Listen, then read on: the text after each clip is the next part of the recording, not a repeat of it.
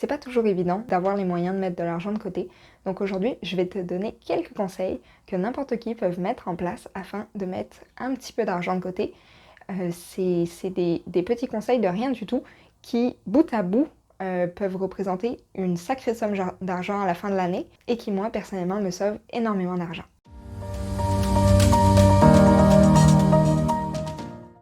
Premièrement, je te dirais d'analyser ton toi normal, ton chiffre de base. C'est quoi tes revenus? C'est quoi tes dépenses? C'est quoi tes dépenses en lien avec tes besoins, te vêtir, te loger, te transporter, te nourrir? Et c'est quoi le surplus, la différence, s'il y en a une, entre ce que tu gagnes puis ce que tu dépenses pour tes besoins?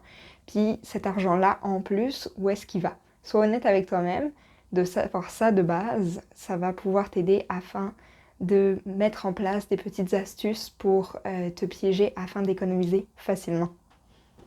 Deuxièmement, je te dirais de magasiner directement chez toi. Ça peut s'appliquer à un peu n'importe quoi. Moi, par exemple, j'ai tendance, un de mes défauts, c'est souvent d'acheter, quand je sens que j'ai la peau très sèche, quand je suis dehors en festival ou quoi que ce soit, j'achète une nouvelle crème hydratante, alors que chez nous, j'en ai déjà quelques-unes. Donc, magasine dans tes placards avant d'acheter quelque chose de neuf. C'est pareil pour les vêtements. Moi, personnellement, j'ai pas énormément de vêtements, mais j'ai des amis qui ont des tonnes de vêtements puis qui continuent d'en amasser et d'en magasiner.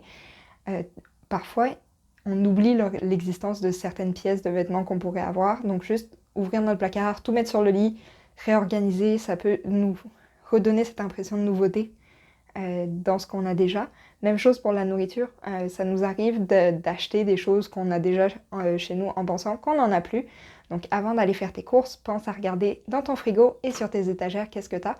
Et peut-être, plutôt que d'aller faire les courses, essayer d'inventer des recettes avec ce que tu as déjà sur tes étagères. Ça peut être une petite façon de sauver de l'argent.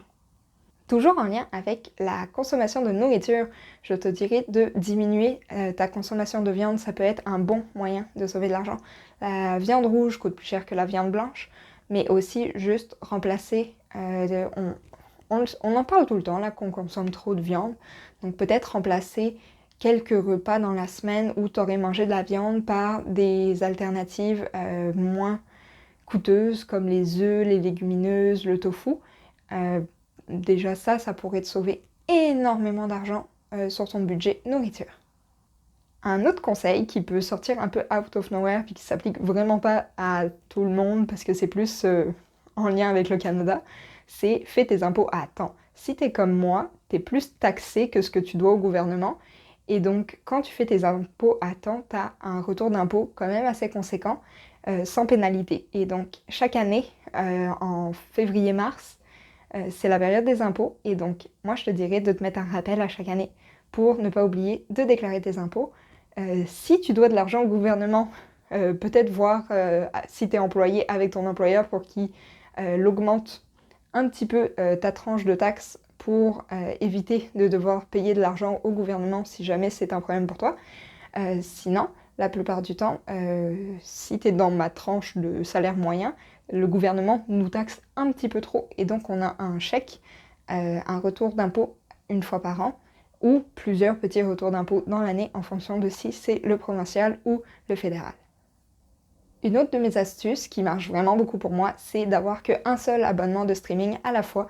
Il m'est arrivé d'avoir Crunchyroll, Netflix, Disney+, et Amazon Prime en même temps.